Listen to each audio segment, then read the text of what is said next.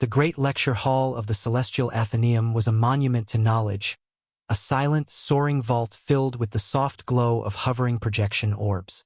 The air hummed gently, filtered to a precise mix agreeable to a dozen different respiratory systems.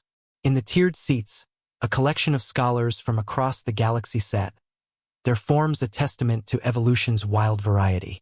There were willowy viridians with long necks and delicate limbs, compact, mineral-skinned beings from high-pressure worlds, and many others whose shapes defied simple description. At the center of it all stood Professor Halen. A viridian, he moved with a slow, careful grace, as if afraid a sudden motion would snap his slender bones. His feathered crest, a sign of his advanced age and academic rank, trembled slightly as he adjusted a hollow projector with his three-fingered hands. "Today," his voice chirped softly, amplified by the room, "we solidify the foundation, the first and most absolute law of interstellar civilization and biological development." A star map bloomed into existence above him. It was beautiful, dotted with thousands of glittering points. With a gesture, Halen highlighted a core cluster of systems. They glowed a soft, dignified blue. "Behold the cradle worlds, the homes of the galaxy's oldest and most advanced cultures. The Viridian consensus, the luminous dialectic, the harmony of Kes." He pointed to the data streams flowing next to each highlighted world. "Observe the common variable. Not atmospheric composition, not solar radiation, gravity." The numbers displayed clearly: 0.3 G, 0.41 G, 0.28 G, 36 centimos. A pattern of gentle, forgiving numbers. "The evidence is irrefutable," Halen continued, his tone one of gentle certainty. "Complex, intelligent life, the kind that builds cities and contemplates the stars, requires a gentle cradle. A standard gravity of 1 G, the historical unit based on a long-lost world, is not a cradle. It is a crusher." A schematic appeared, showing a simplified skeletal structure under increasing gravitational force. At 0.3 G, it was upright and clean. At 0.7 G, stress lines appeared. At the marker for 1 G, the schematic crumbled into a mess of red fracture lines. "At such force," Halen explained, "circulatory systems must become monstrously powerful to push fluid upwards, draining energy from the brain. Skeletons must become so dense and thick they would be immobile, clumsy things. Neural structures, delicate and energy-hungry, cannot develop under such relentless, draining pressure. Therefore, the law is simple. No species evolves under, nor endures, a standard gravitational force of 1 G. It is a biological impossibility for a civilized being." The alien students nodded, a ripple of agreement moving through the hall. It made perfect sense. It was elegant, clean doctrine. The most advanced were those from the softest worlds. Their fragility was not a weakness, but a sign of evolutionary sophistication. A hulking, armored being from a high-gravity rock could perhaps exist, but it would be a brute, a creature of muscle and instinct, never of philosophy or art. In the back row, away from the main clusters of students, Kim Jun sat. He was a solid figure among the delicate and the oddly shaped. He listened intently, his brow slightly furrowed. Next to him, Lee Era tapped a stylus quietly on her data slate, a faint line of concentration between her eyes. As the professor elaborated on the energy budgets of low-gravity neurology, June shifted in his seat. The seat, designed for a variety of anatomies, adjusted with a soft hiss. He felt the familiar, constant, and utterly normal pull on his body. It was the feeling of sitting, of his weight settling. It was the same feeling he had felt every moment of his life on Earth. It was 1 G. It wasn't crushing. It wasn't draining. It was just gravity. The force that held his cup on the table, that gave his stride a spring, that defined the arc of a thrown ball. He glanced at the shattered schematic on the projector. His own bones, by galactic standards, were probably considered comically dense. He thought of the 5-kilometer run he did every other morning around the Athenaeum's orbital ring, the pleasant burn in his legs and lungs. He thought of his grandfather, back on Earth, who still lifted heavy stones to repair a garden wall at 80 years old. Not flattened, not crushed. Era leaned over, her voice a whisper meant only for him. Did our entire planetary science department get it wrong for 500 years? She murmured, her eyes still on the professor. June gave a small, almost imperceptible shrug. The doubt was a tiny seed, but it was planted. He looked at the confident professor and the nodding students, all accepting this law as universal truth. He looked down at his own hands, turning them over. They were just hands. They could write a thesis, repair an engine, or throw a baseball. They worked fine. The lecture moved on, discussing how this fundamental law shaped galactic history and technology. Starship designs favored delicate, energy-efficient systems. Architecture was airy and sprawling. It was a universe built by and for those who had never known a stronger pull. June stopped listening to the words. He was now listening to the feeling. The feeling of his body in the chair under the artificial gravity of the station, calibrated to a galactic standard that was, according to the professor, impossible for him to exist in. The logic was perfect. The evidence was clear. Yet here he was, not flattened, not a brute, a graduate student in xenoarchaeology, following a line of inquiry about pre-FTL artistic expression. He waited for the question period. The seed of doubt had sprouted into a single, simple question. It needed to be asked. When Professor Halen finally invited inquiries, June raised his hand, a very human gesture in the sea of waving tendrils and raised limbs. The professor's large, dark eyes focused on him, a polite smile on his beak-like mouth. Yes? The student from Terra? Halen said, his translator emitting the name of June's homeworld with a soft, neutral tone. June took a breath. His voice, when it came, was clear and steady, carrying to the very front of the hall. Professor, you stated that no species endures 1g.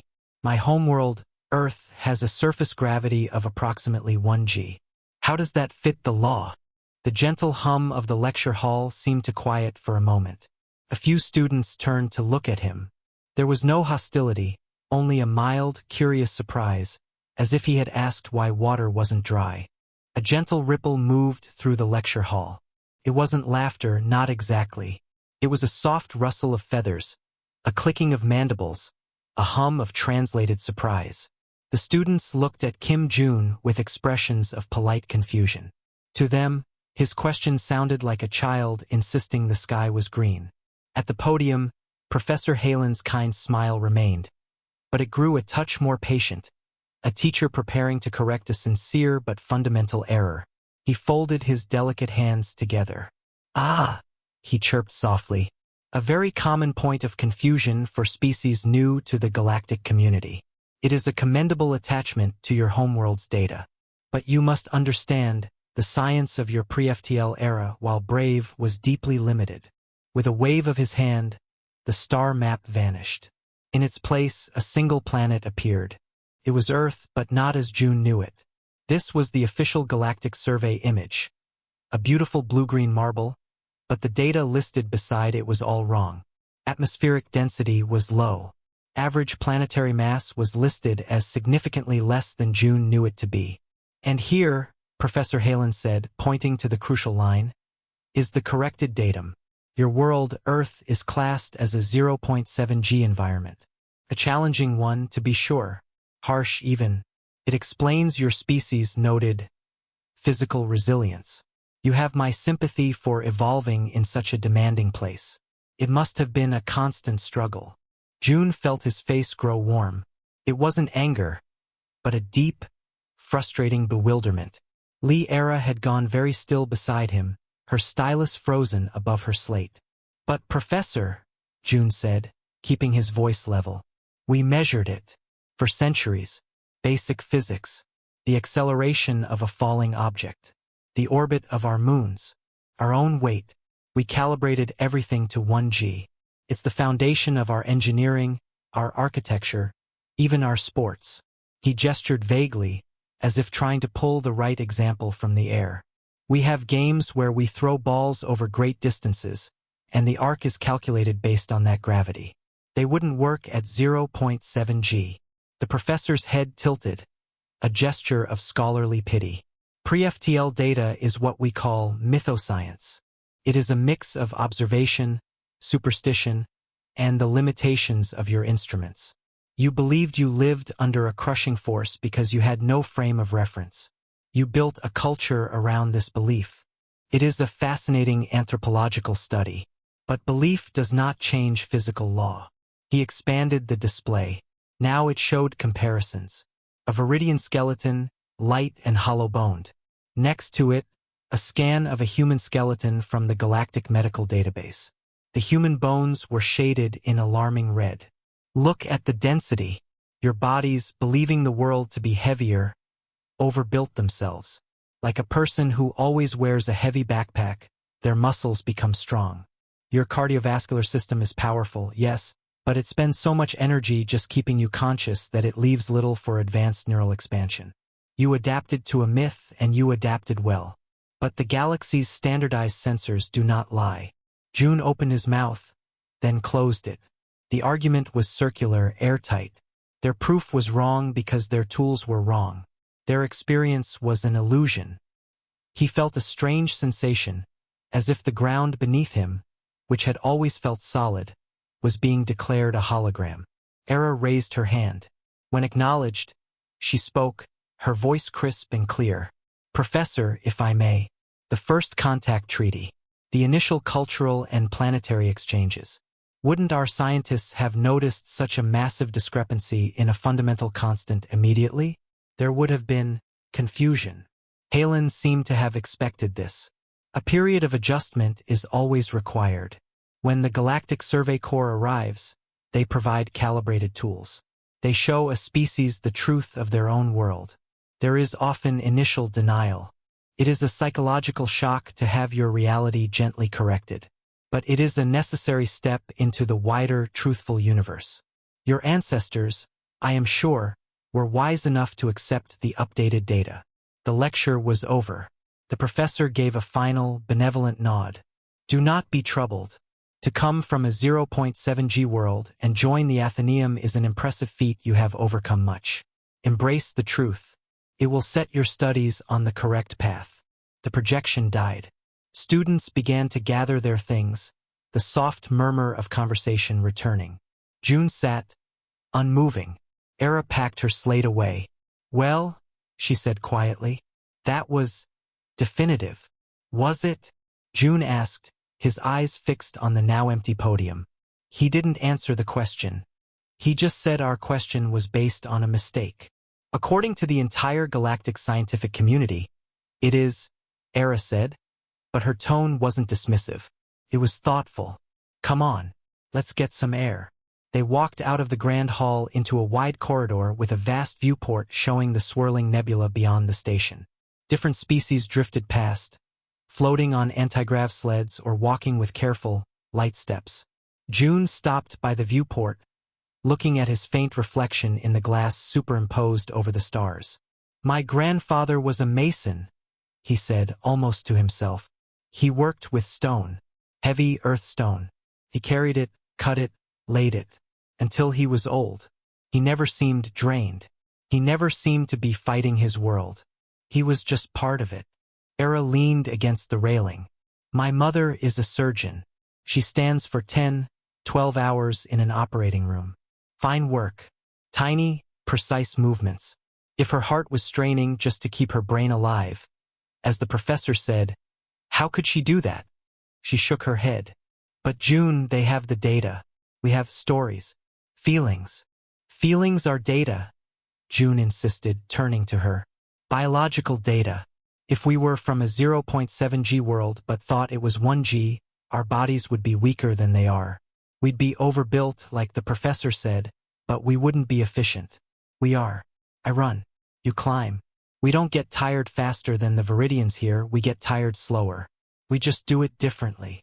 Era was silent for a long moment, watching a group of willowy scholars glide by. The survey, she said finally, the official one, the one he cited. We should look at it. Not the summary. The full report. Every datum has a timestamp, a source, a chain of custody. June looked at her, a spark returning to his eyes. "You think we'll find something?"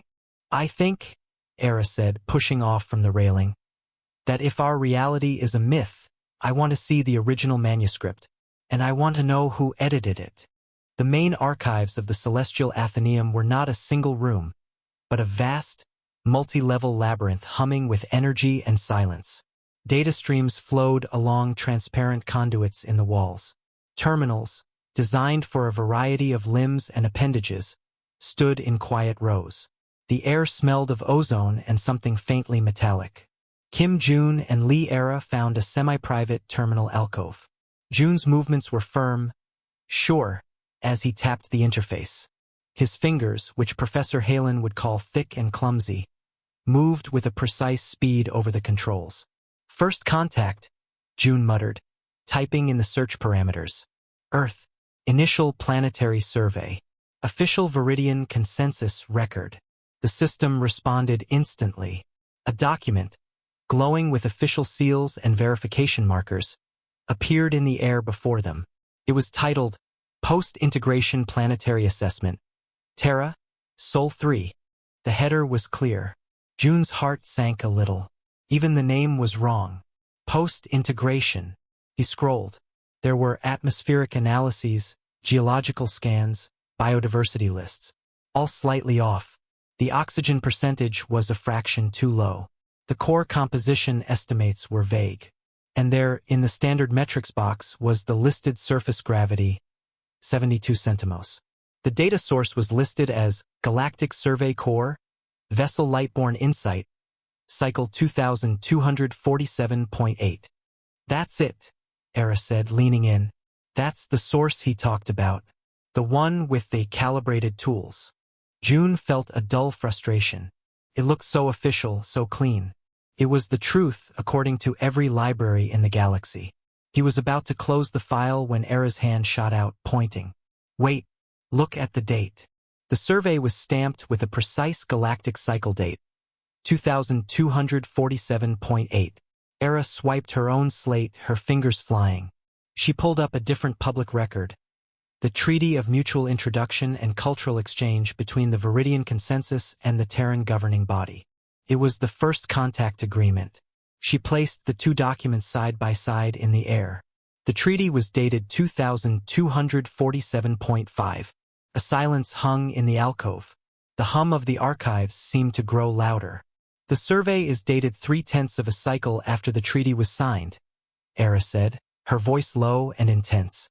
"You don't sign a treaty with a species and grant them provisional member status before you've done the basic planetary survey. It makes no sense. It's like buying a house before checking if it has a foundation." June stared at the numbers. The neat, logical wall of galactic science had developed its first crack.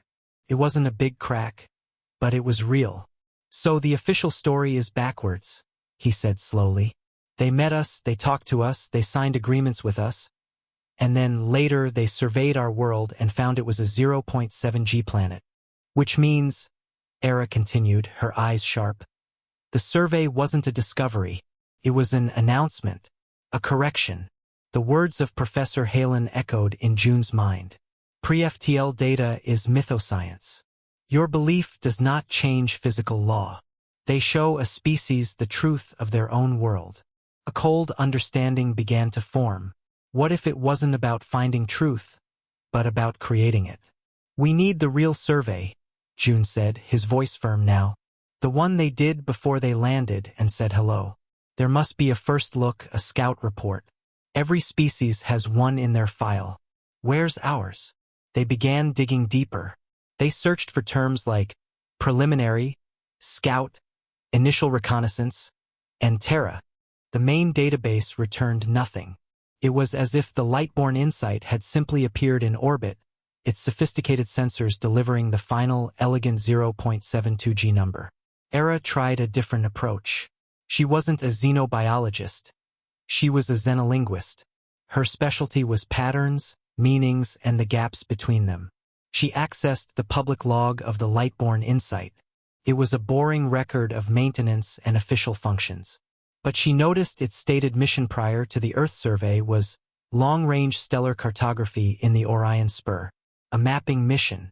A mapping ship doesn't carry the galaxy's best gravity resonance scanners, Era whispered, reading the ship's listed equipment. Those are on dedicated survey vessels. This ship was repurposed to deliver a result, June finished. They were stuck. The official record was a perfect, closed loop. The proof they felt in their bones meant nothing here. The proof they needed was erased or hidden behind access codes far above a graduate student's level. June leaned back, running a hand through his hair. He looked out of the alcove at the peaceful, orderly archive. Beings from a dozen gentle worlds moved quietly, accessing millennia of knowledge that all agreed on the fundamental laws. He and Era were a single, discordant note, and the symphony of the galaxy was so vast it threatened to drown them out. Era, however, was chewing on her stylus, a habit she had when thinking. They digitalized everything, she said. They're very thorough. But when the Viridians first came 70 years ago, our people still used physical backups for important things. Disks, data slugs, hard copies. So when you integrate a new species, you don't just take their word for things. You take their data, you copy it, study it, and then you store the original somewhere, in case you need to check the translation or understand a cultural context. She looked at him. Where would you put the physical, pre-FTL curiosities of a new member species? The things that don't fit the digital library? A memory clicked for June.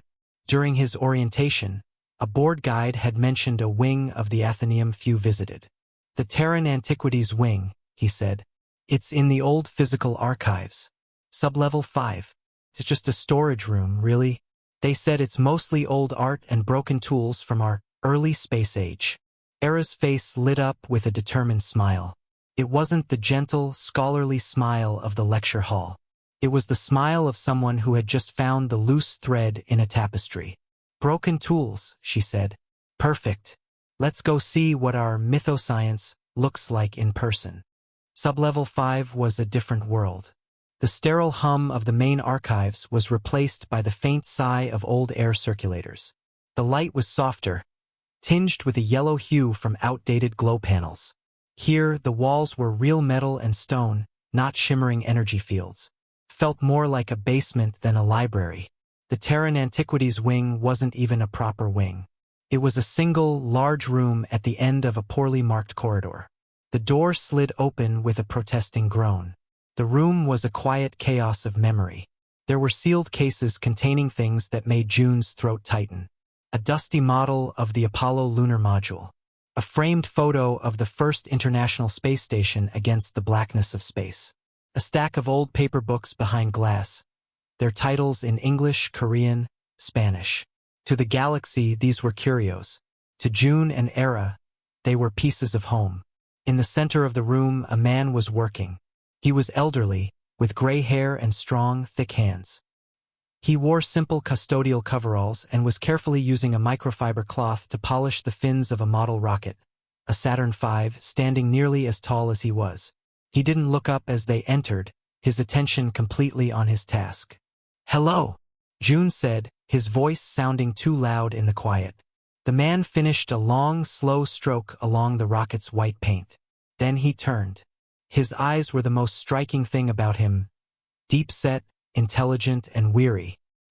He looked at them, at their student robes, and a sad, knowing smile touched his lips. "Visitors," he said. His voice was a low rumble, comfortable like worn stone. "I am Choi Miho. I look after the old things. Not many come down here. The new students, they like the shiny data upstairs.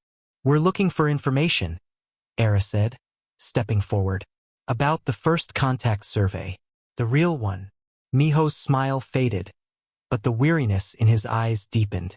He placed his cloth down gently. "The real one," he repeated. He didn't ask why. He simply looked from Era's determined face to June's solid, questioning one. He seemed to be weighing something.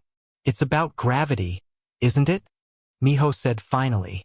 The question hung in the dusty air. June felt a jolt. "How did you know?"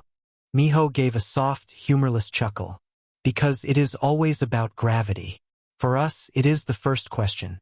The only question that matters in the end." He walked slowly to an old, non-network terminal on a cluttered desk. It was a Terran-made model, decades out of date. You are what, third generation since contact? Your parents were born under the new story. You feel the weight, but you were taught it is lighter than it is. Creates a dissonance, a pull in your bones that your brain denies. He spoke their exact, unformed feeling. Era nodded, her usual composure gone, replaced by raw need for an answer. The official record says 0.7 G. It says our ancestors were wrong. Our ancestors, Miho said sharply, measured the fall of an apple, the orbit of the moon, the pull of the tides, with magnificent precision. They were not wrong.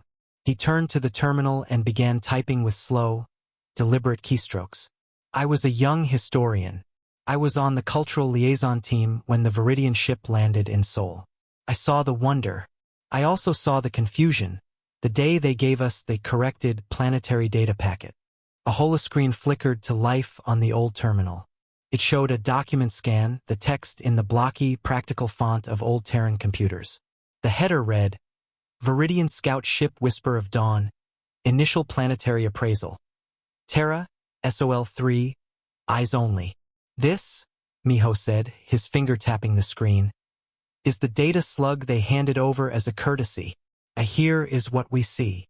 It was given to our science directors. 24 hours later, it was collected. They said it was full of errors due to our atmospheric interference. They replaced it with the clean, pretty one. June and Era leaned in, their hearts pounding. The data on the screen was stark, clear, and utterly different. Average surface gravity, 1.02 standard G. Classification, Death World Prime. Gravity, cis-Mike/flora-fauna aggression. Planetary composition, dense metallic core. Unusually active tectonic plates. Species designation, H. sapiens. Physiological assessment, extreme anomaly. Musculoskeletal density and cardiovascular pressure regulation commensurate with a 2.5 G environment. Neural efficiency and physical durability indexes off-scale. Species exhibits traits of a high G predator/survivor yet maintains hyperadaptive social and cognitive complexity. Conclusion. Societal integration poses axiomatic risk. Fundamental biological laws, Galactic Doctrine 1, rendered invalid by their mere existence. Recommend full cultural and historical sanitization prior to formal introduction. Species self-perception must be adjusted to align with galactic norms for stable integration. The words seem to burn in the dim light. Death World Prime. Extreme anomaly. Axiomatic risk. Sanitization. The air left June's lungs. It wasn't a mistake. It was a policy. Era found her voice first. It was a whisper. They lied to us. And they made us lie to ourselves. Miho nodded, his face a mask of old grief. They offered us the stars, June SSI, Era SSI. Medicine that could cure all our diseases. Power that could light our cities for a millennium. Knowledge beyond our dreams. The price? We had to be less. We had to be a people who came from a hard world, not an impossible one. A people who almost couldn't have made it, not a people who thrived in a place they said would crush civilization. He looked at the model rocket, his life's work of careful preservation. Our leaders, terrified and hopeful, agreed. The new textbooks were printed. The old data was sealed away. A generation grew up being gently told their grandparents were brave but primitive, their measurements charmingly incorrect. The weight in their legs was recast as genetic memory of a struggle, not the simple truth of their home. June stared at the damning line. Fundamental biological laws rendered invalid by their mere existence. He wasn't an accident. He was a refutation. His entire species was a living argument against the foundation of galactic society. And so, they had been quietly, politely edited out of reality. So everything, June said, his voice rough. Our sports records, our architecture, our stories about strength and endurance. They're not myths. They're evidence. And they hid it. They hid us, Miho corrected gently. They hid what we are. Because what we are breaks their universe. We are the stone that proves the mountain cannot exist. So they buried the stone. He ejected a small, physical data slug from the terminal. It was an old Terran model, its surface scratched. He held it out to June. This is the original. The truth. It has no wireless signal. Cannot be hacked or deleted from afar. It just is. What you do with this stone is up to you. You can throw it. Or you can build with it. June took the slug. It was cold and heavy in his palm. For the first time since the lecture, the feeling in his bones, the constant, familiar pull of 1G, didn't feel like a question. Felt like an answer. And he was holding the proof. The weight of the data slug in June's pocket felt immense. Heavier than any physical object could be. He and Era walked back through the quiet corridors of the sublevel in a daze. The world had not changed, but their understanding of it had been shattered and remade. They found a small, unused observation lounge. The stars outside were cold and distant points of light. For a long time, neither of them spoke. The truth was a raw, painful thing. Era broke the silence. What do we do with this? June leaned his forehead against the cool viewport. He could see his reflection again, but it looked different now. Not confused, but resolved. We tell someone. We show everyone. We correct the record. And then what?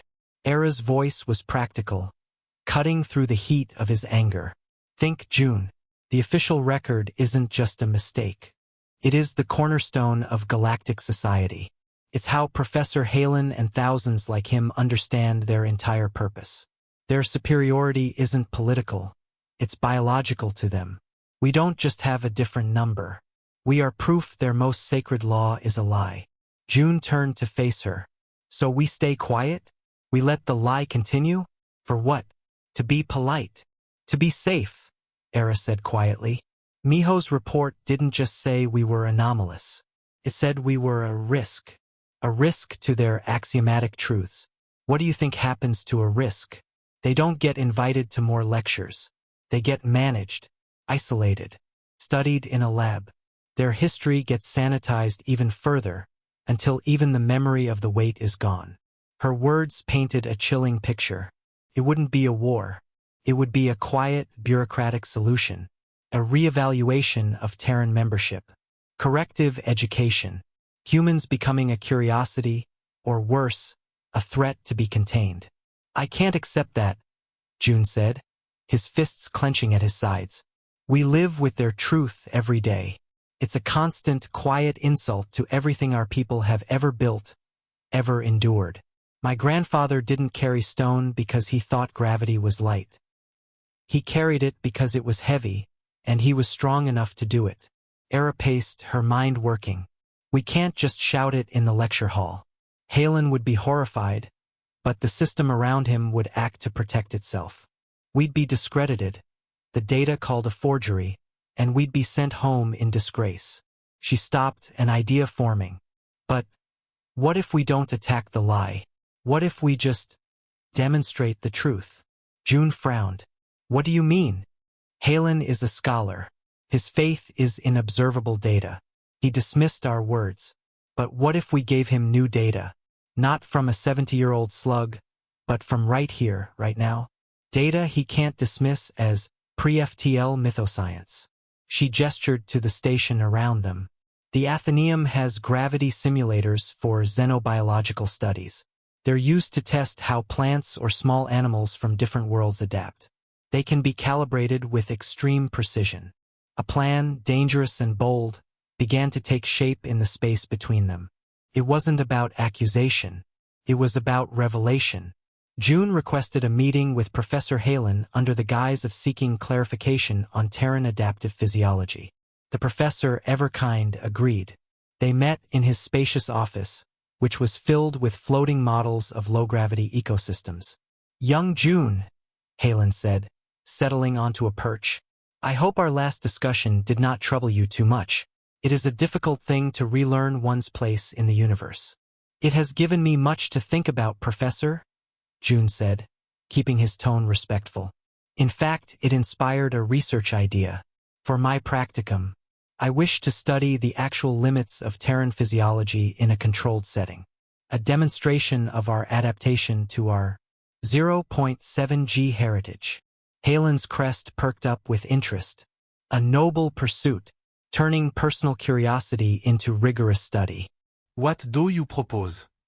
A simple comparative demonstration, Era said, speaking from where she stood by the door. Using the Level 3 Xenobiology lab, we could invite a few observers. Show a baseline, perhaps a fellow student from a true low-gravity world, handling increased gravity. Then show June handling the same. It would be a living illustration of your teachings about our tough, overbuilt biology. She made it sound like a tribute to his doctrine. Helen was visibly pleased. To showcase the triumph of life under adversity. Yes, I can arrange for the lab, and I will invite a few of my advanced students. This is a wonderful example of integrative learning. As they left the office, June felt a knot of tension in his stomach. He has no idea what we're really about to show him. No, Era agreed. And that's the point. He needs to see it with his own eyes. He needs to have his own crisis. If we just hand him the data, his mind will reject it. But if he witnesses it, if he has to reconcile what he sees with what he believes, then the change has to come from him, June finished. He understood. This wasn't a battle. It was a surgical strike. They weren't attacking the scholar. They were trusting the scientist in him. The next days were a blur of preparation. They secured the lab. Halen, true to his word, invited a small group of his top students, a mix of viridians and other low-gravity species. The air in the lab was one of light academic curiosity. In the center of the room stood a clear gravity chamber, large enough for a person. It was usually used for small creatures or plant samples. Today it would hold a person. Professor Halen began with a short lecture. Today we observe a practical application. We will see how a species from a demanding 0.7G environment compares to one from a gentler cradle. First, our control. A willing Viridian student, named Elson, stepped forward. He was slender and graceful. The chamber's gravity was set to his native 0.3G. He stood comfortably, his movements fluid. Halen slowly increased the setting. 0.5G. Elson began to move more carefully. His breathing deepened. At 0.65G, he was clearly straining, his delicate limbs trembling under the unaccustomed load. He held on, brave but visibly struggling. The audience watched with sympathetic respect. "Enough, thank you, Elson," Halen said kindly, reducing the gravity. The Viridian student exited, bowing slightly with relief. "And now," Halen said, turning to June with an encouraging smile, "our subject from Heavy Terra, let us see the results of that famed adaptation. We will match the highest level poor Elson could bear. 65 centimos." June stepped into the chamber. The door sealed with a soft hiss. He felt the familiar, gentle pull of the station's standard 1G. The display outside read 65 centimos. Felt like nothing. Felt like a lie. He looked at Halen and nodded. "Begin," Halen said. June took a deep breath. He did not wait for a gradual increase. "Professor," he said, his voice clear through the speaker, "please set the chamber to Earth's historical gravity. The one from our pre-FTL myths. Set it to 1G. A ripple of surprise went through the small crowd. Halen's smile became fixed. He clearly thought this was theatrical, a student's prideful flourish. "My boy, that is not necessary. The comparative data." "Please, Professor," June said, locking eyes with him, "for the integrity of the experiment." With a faint, disapproving click of his beak, Halen input the number. The display changed. 1.00 standard G. The chamber hummed.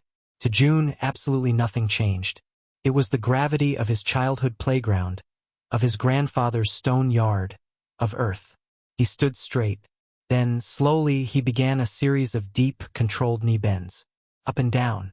10 times. 20. His breathing remained even. He stopped, and without pause, went into a set of one-handed push-ups, his form perfect and steady.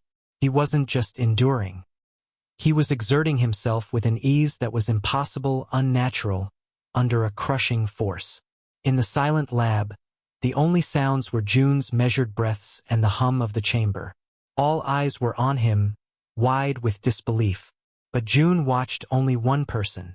Professor Halen stood perfectly still. His scholarly confidence was gone, replaced by pure, uncomprehending shock. He was not seeing a student showing off. He was watching a fundamental law of his universe being broken, casually, by a young man doing exercises. The axiom was crumbling, not from words, but from a simple, undeniable demonstration. June was not flattened. He was, in fact, profoundly, impossibly strong. The next morning, the atmosphere in Professor Halen's office was different.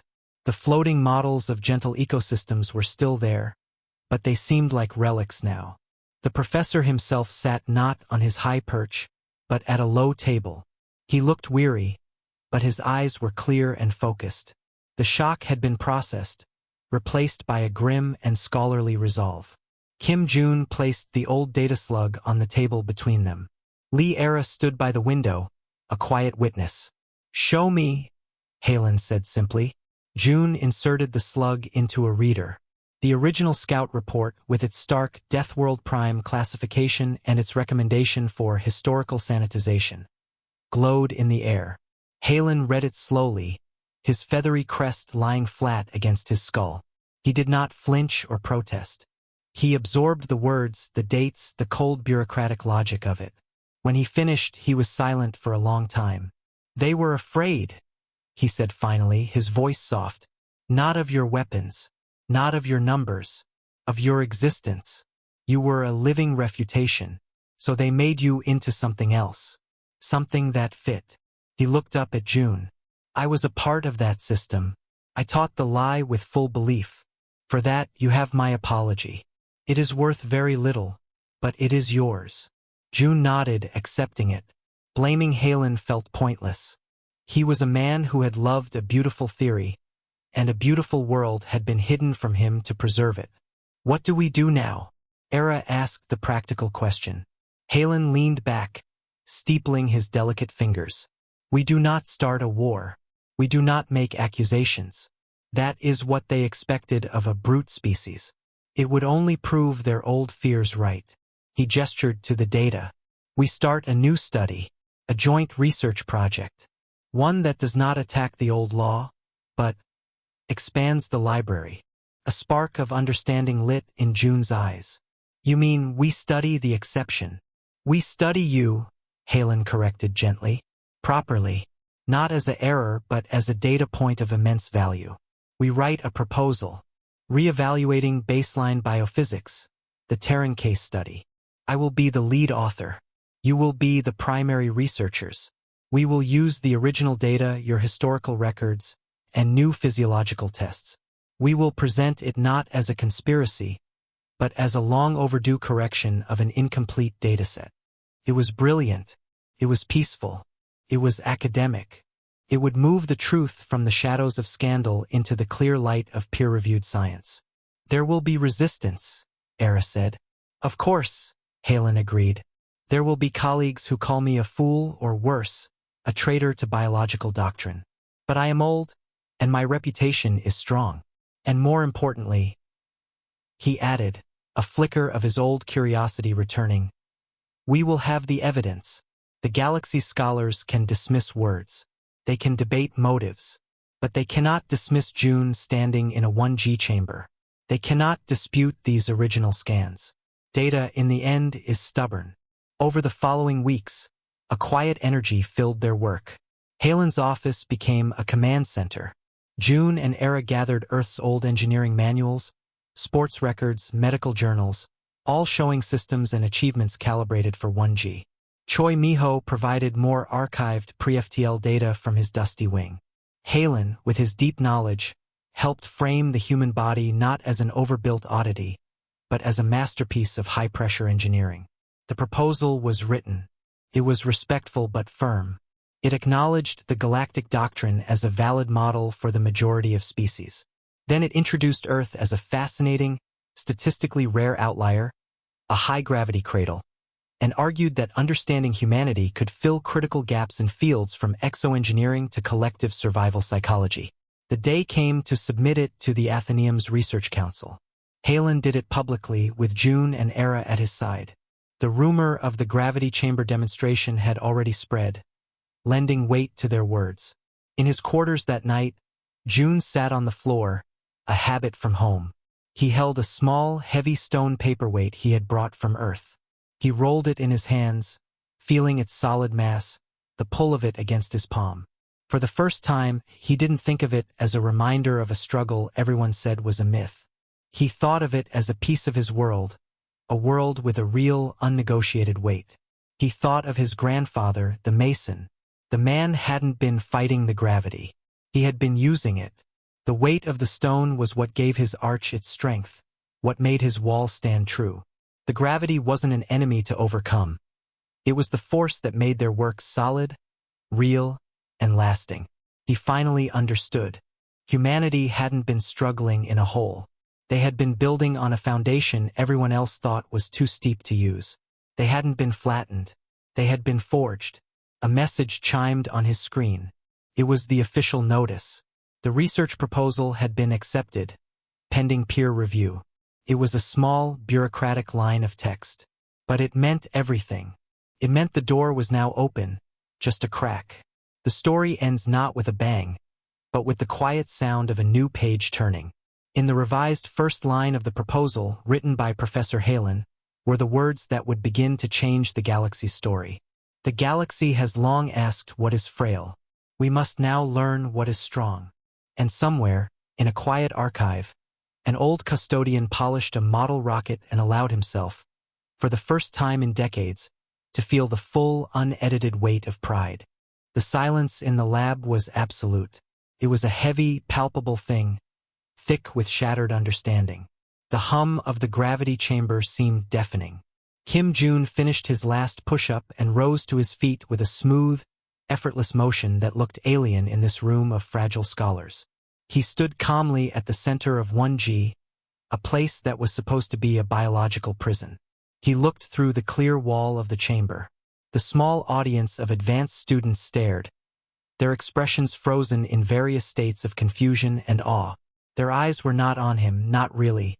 They were fixed on the glowing, undeniable number on the display, 1.00 standard G.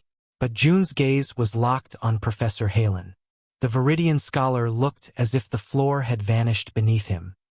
His long neck was stiff, his head tilted in a gesture not of curiosity, but of deep cognitive shock. His large, dark eyes were wide, reflecting the cold light of the display. The benevolent confidence that always softened his features was gone, stripped away. He was not angry. He was devastated.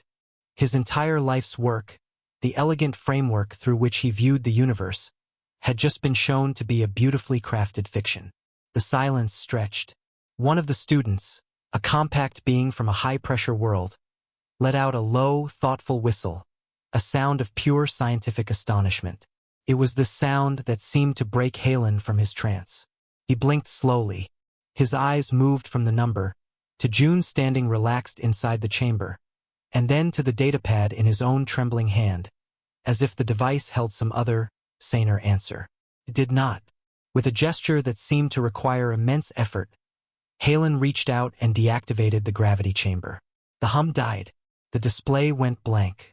The hatch slid open with a sigh. June stepped out. The station's standard artificial gravity felt exactly the same. He did not stagger. He did not take a deep, relieved breath. He simply walked out, his boots making soft, firm sounds on the floor. He stopped before the professor. The other students held their breath, expecting an argument, a triumphant declaration, an accusation. June said nothing. He just waited. Professor Halen looked up at him. He had to crane his neck. He was seeing June not as a student, but as a physical fact. He looked at the breadth of his shoulders, the density of his frame, the calm steadiness of his posture. He was seeing the living proof that had been politely edited out of history. How? The word escaped Halen's beak as a dry, fragile whisper. It was not a challenge. It was a plea for understanding. It was the only question left. June had rehearsed many speeches in his head. Now none of them mattered. He answered with simple physiological truth. Our bones are a composite structure, dense but flexible. Our circulatory system has a series of one-way valves and a powerful pump. Our heart that manages pressure as a matter of course. Our muscles and connective tissues are constant passive shock absorbers. We did not avoid 1G, Professor. We evolved within it. We are shaped by it. It is our normal. Helen's mind was visibly working, trying to fit these facts into a model that rejected them. The energy cost, the neural drain, the theory states. Our brains are efficient. Era's voice came from the side of the room. She had been silent until now. They run on the same energy as anyone else's. We just have a more powerful engine to deliver that energy, because we needed it for other things. For running, for lifting, for surviving. The energy wasn't diverted from our minds. It was built alongside them. Helen looked at her, then back at June. The pieces of the old theory were breaking apart, and new, terrifying connections were forming. The report, he murmured more to himself than to them. The official survey. The date. He was putting it together. The backward timeline Era had found. The too perfect data. He was a great scholar. He knew what a cover-up looked like, even if he had never imagined one of this magnitude. The other students began to murmur among themselves, their voices a mix of excitement and unease. They were witnessing something far bigger than a student project. Professor Halen straightened himself, a gesture of ingrained dignity. The shock was receding, replaced by a profound, weary sorrow. He looked old. You have more, he stated. It wasn't a question. June nodded. We have the original scout report. From before the treaty. Halen closed his eyes for a long moment. When he opened them, the grief was still there, but it was joined by a flicker of something else. The stubborn light of a true scientist faced with an inconvenient truth. My office, he said, his voice firmer now. Tomorrow. Bring everything. He looked at the curious, watching students. This session is concluded. You are to speak of the physiological demonstration only. The broader context is not yet for discussion. Do you understand? They nodded, awed by his serious tone. They filed out, casting backward glances at June, who was no longer just a student from a heavy world, but a mystery made flesh. Soon only June, Era, and Halen remained in the lab. The professor walked slowly to the deactivated chamber, placing a slender hand against its cool surface. He spoke without turning. All my life, I have studied the gentle cradles. I have believed that fragility was the price of a great mind. I have pitted species from harsher worlds. He turned to face them. I pitied you. I thought your people's history was one of constant, grinding struggle against a cruel planet. He paused, the weight of his own misplaced pity hanging in the air. It seems, he said, the words tasting bitter. The struggle was not against the gravity. It was against the lie about the gravity. He looked at June, and for the first time, there was no pity in his eyes. There was a dawning, horrified respect. You were not struggling to stand up. You were being told you were standing in a hole, when all along you were on a mountain. He left then, moving with a slow, thoughtful pace that was heavier than any June had ever seen from him. The professor was not carrying a physical weight. He was carrying the burden of a broken paradigm. Era let out a long breath. It worked. He's listening. June watched the empty doorway. Now comes the hard part, he said quietly. Now we have to help him build a new truth. One that has room for us in it. The demonstration was over. The real work was just beginning.